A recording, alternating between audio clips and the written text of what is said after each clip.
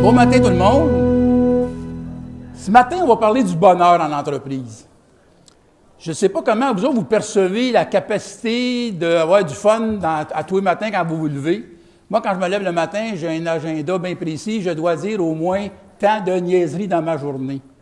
Et j'ai l'occasion, pour ceux qui me connaissent bien, que je dépasse largement le quota que j'avais fixé en début de journée.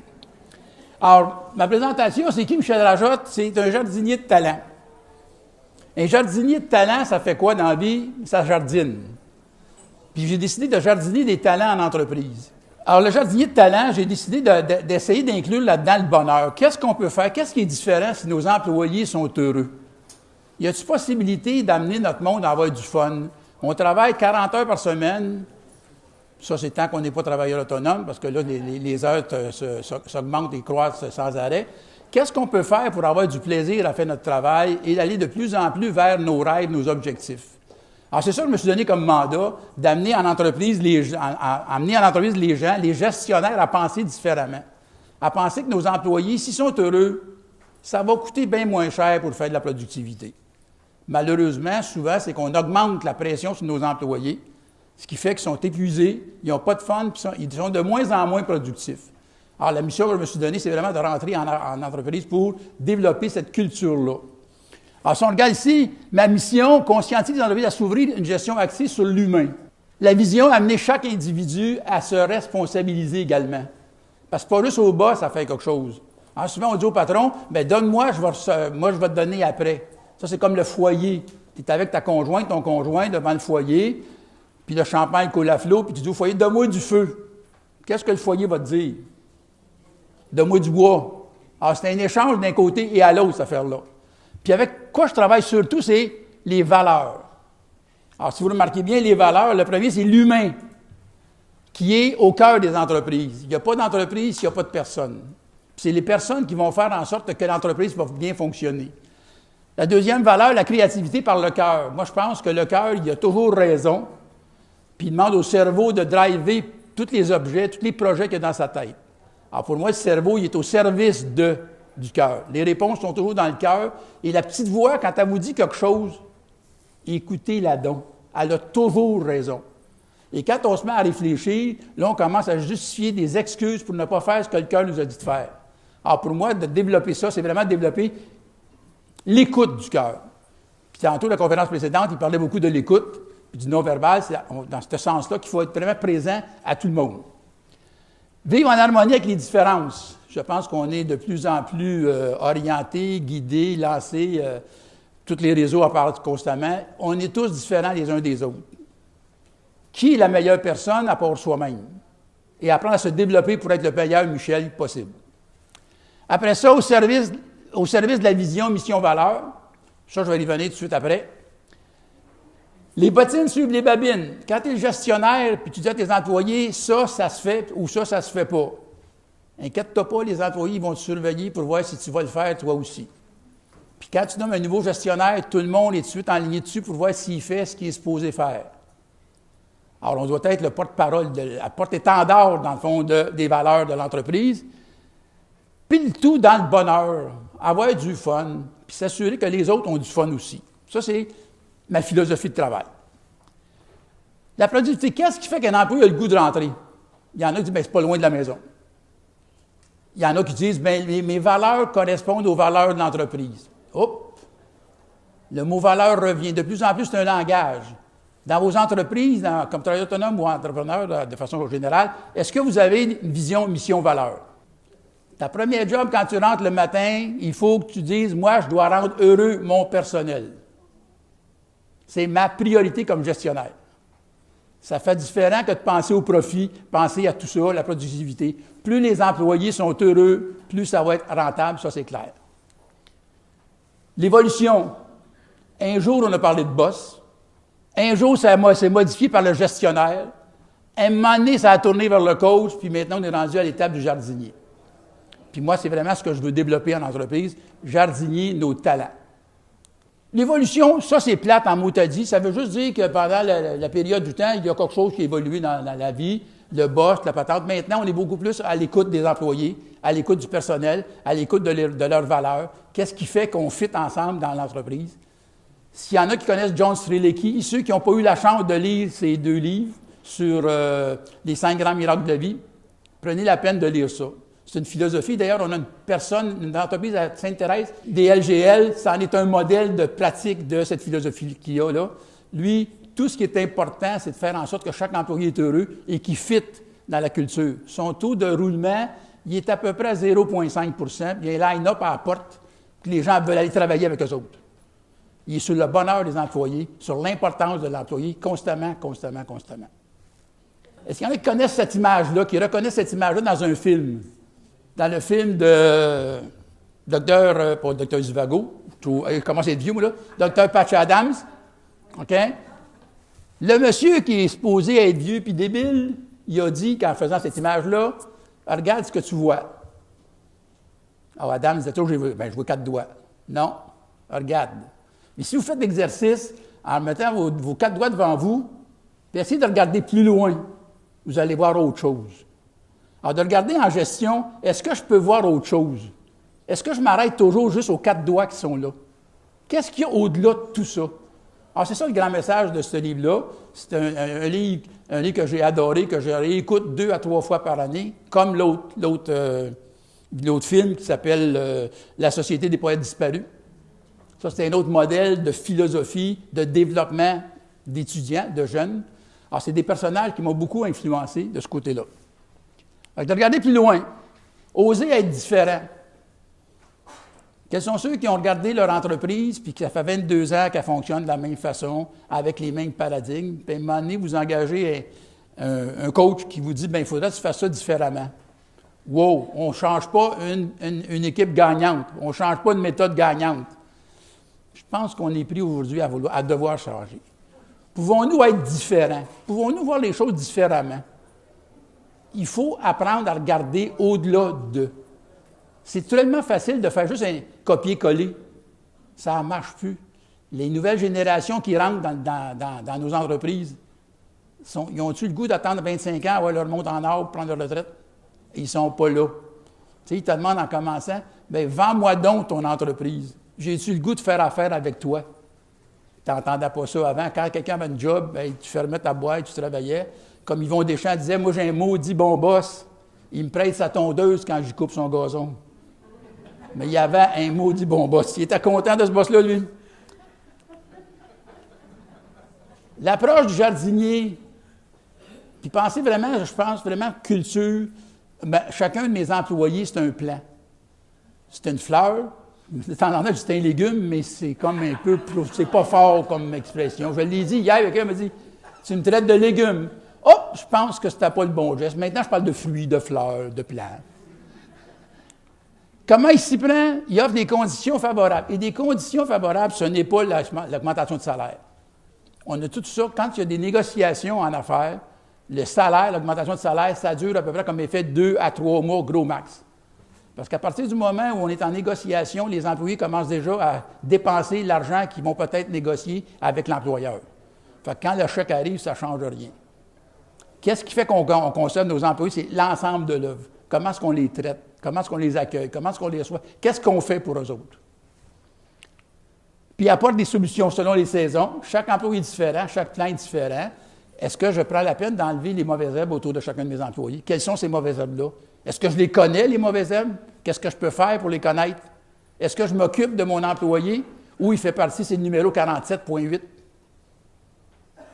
Notre nouvelle génération n'accepte plus d'être traité comme un employé. C'est un être humain qui travaille dans ta compagnie. C'est un changement de paradigme. Les gens ont besoin d'être accueillis, d'être développés, d'être cultivés. Pour le gestionnaire jardinier, son jardin, c'est l'ensemble de son personnel, l'ensemble de son équipe. Tu te lèves un matin, quand tu as ton jardin chez vous, tu te lèves le matin, tu vas enlever les mauvaises herbes, tu arroses, tu enlèves, tu mets de la terre, tu rajoutes des affaires. Et on devrait avoir la même philosophie de s'occuper de nos employés de cette façon-là. Chaque employé, c'est une fleur, c'est un légume. Bien, il y a des bons légumes, il n'y a pas juste des cocombes, là, il y a d'autres choses là, dans la vie. Là. C'est bon aussi, le cocombe. Mais quand on dit cocombe, c'est plus péjoratif un peu. La dernière fois, j'ai dit à Jacques qu'il me faisait penser à un cocombe, il n'a pas aimé ça, puis je ne sais pas pourquoi. Là. C'est vrai que ce matin-là, il était vert pas mal, il était fatigué. Un gestionnaire jardinier, quoi? La première chose, il s'informe. T'es qui, toi, que j'engage? Tu ressembles à quoi? Avant de t'engager, tu fites-tu dans notre gang? As-tu le goût de fitter avec notre philosophie? Tu en parles-tu de ta philosophie avant de l'engager? Le guide des employés, quand est-ce que tu lui lances par la tête, ou tu lui donnes, ou tu lui expliques, ou tu échanges dessus? Alors, on a un guide des employés, il n'y a jamais personne qui l'a lu, par exemple. Surtout pas le gestionnaire, il l'a écrit une fois par les RH, ou il a engagé quelqu'un pour l'écrire, puis il dit, moi, j'en ai un. Qu'est-ce qu'on fait avec... Alors, mais enfin, t'es qui, toi, dans mon équipe? Identifie ton talent. C'est quoi ton talent? Combien de fois on congédie un employé, là, on recommence tout le coût de l'engagement d'un employé, la formation et tout ça, puis c'est juste parce qu'il était pas assis sur la bonne chaise. Tu as 2 employés non performants, tu fais juste échanger de chaise, puis ça devient 2 super employés.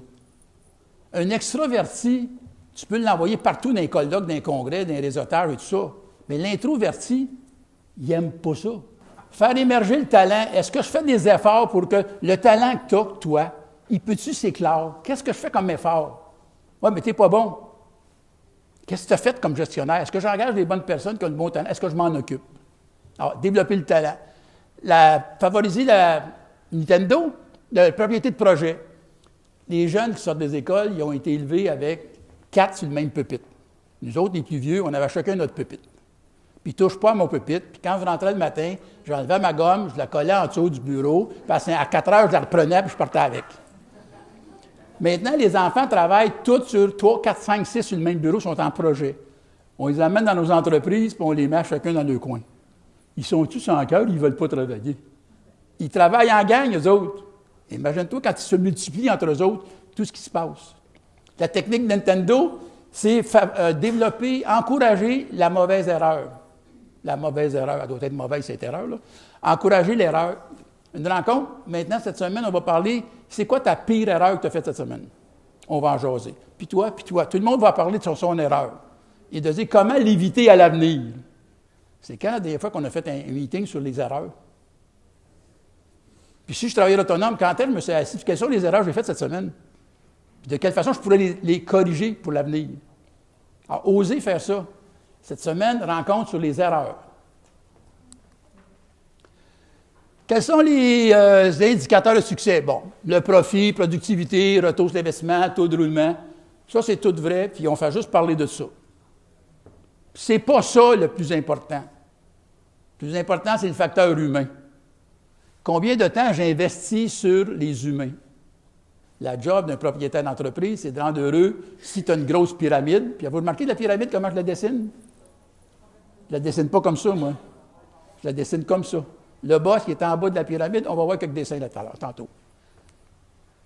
Le trio gagnant, contribuer. À chaque année, qu'est-ce qu'on fait? On fait l'évaluation des employés. Si on faisait l'évaluation de leur contribution, en quoi tu as contribué cette année à faire grandir l'entreprise?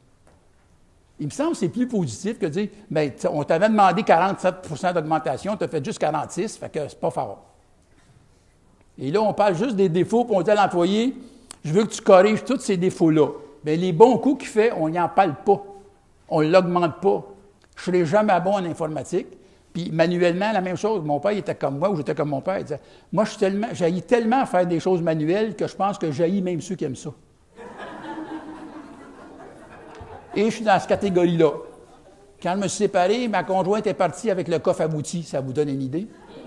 Puis quand elle réparait la laveuse et la sécheuse, à jouer dans l'électricité, moi, j'allais prendre une marche. Je ne prenais pas de chance. Grandir. Est-ce que j'ai permis à chacun de mes employés de grandir? Qu'est-ce que j'ai fait pour le faire grandir, cet employé-là? Y a-t-il des choses que j'ai faites vraiment différemment?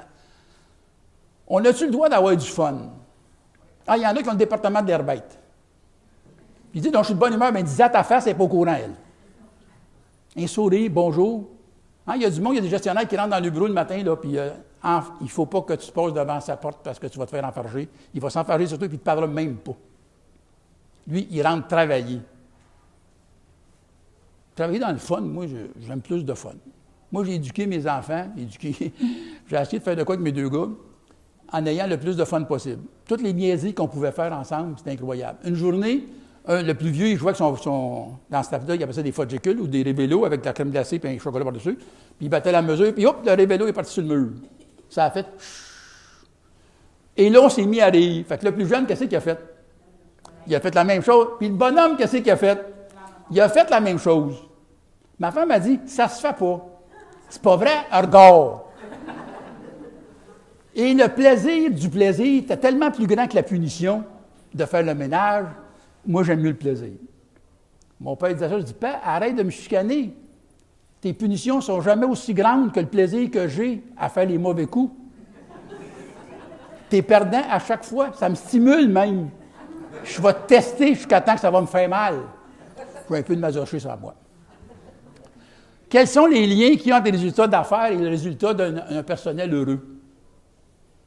Tu sais, quand ton personnel, il dit, avant de partir, boss, y a-t-il d'autres choses à faire avant qu'on parte? Un moment donné, j'ai travaillé avec une entreprise pour les faire en coaching, et ils ont eu une grève pendant 3-4 mois, et eux autres, ils avaient le droit à 5 minutes payées pour se laver les mains avant de quitter l'usine. Croyez-moi, croyez-moi pas. Après la grève, ils sont de l'autre travail, et ils ont négocié pour se faire payer le lavage de mains. Ils étaient chez eux, ils ont réussi à se faire payer le lavage de mains 5 minutes avant de quitter le bureau, la shop, l'usine. Je pense qu'ils n'étaient peut-être pas heureux là-bas. Hein? Quand tu es rendu à gosser là-dessus, là, peut-être que tu n'es pas heureux dans ta job. Selon vous, quelle est la corrélation entre les résultats et le niveau de contribution? Un employé heureux, est-ce qu'il produit plus? Pourquoi qu'on s'acharne à tout faire pour y rendre heureux?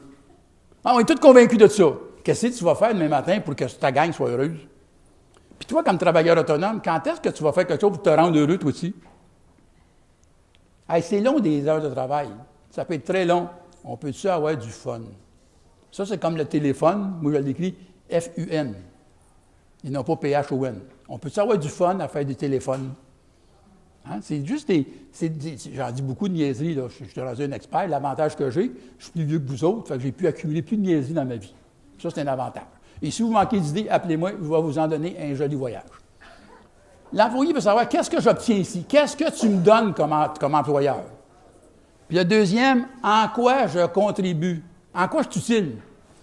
Suis-je à ma place ici? Je suis à ma place à la bonne chaise, puis je suis dans la bonne compagnie. On ne quitte pas une entreprise, la plupart du temps, on quitte un gestionnaire. Qu'est-ce que je fais comme gestionnaire pour m'appuyer là-dessus? Puis est-ce que je me développe? Moi, j'ai un cours que je donne en coaching. Le coaching s'appelle Jardinier de talent, évidemment. Et à chaque mois, je rencontre chacun de mes employés.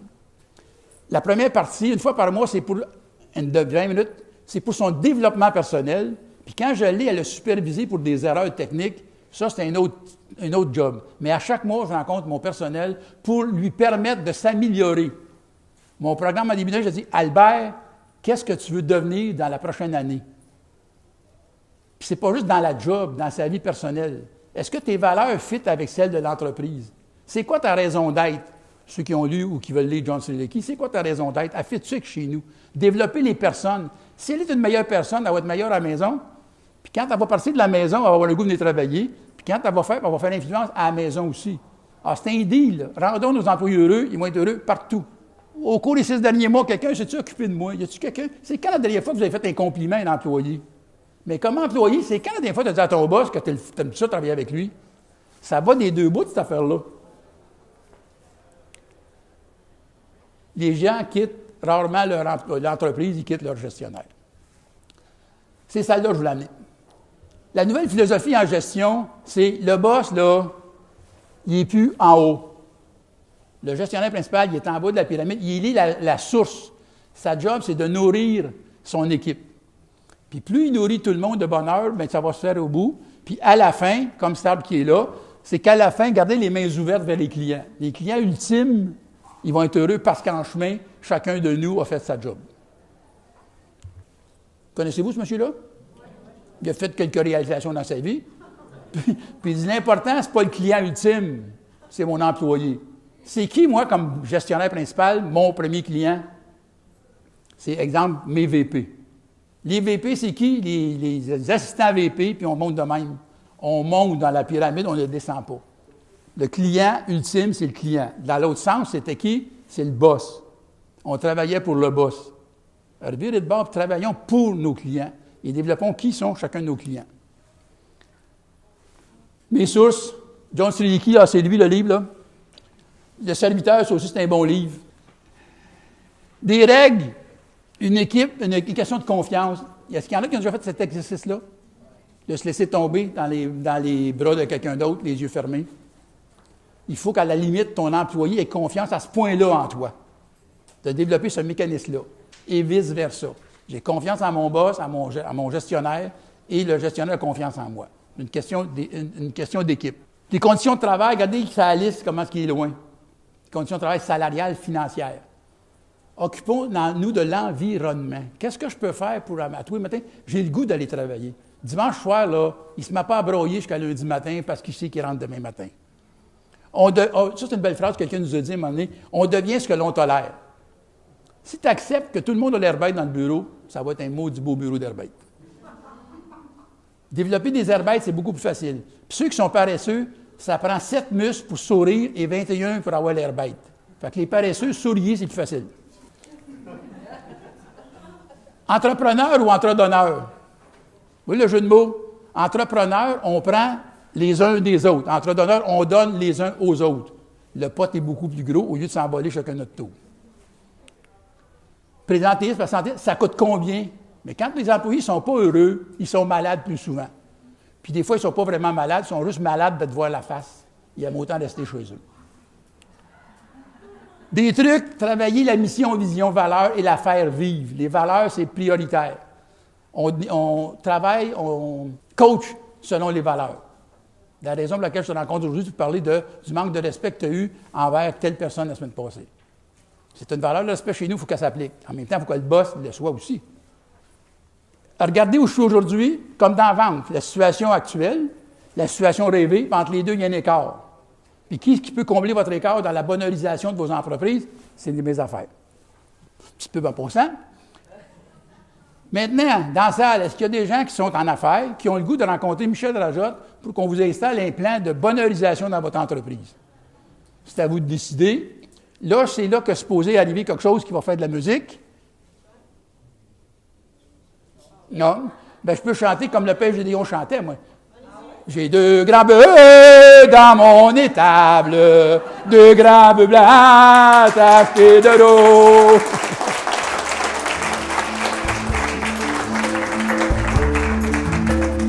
Merci beaucoup.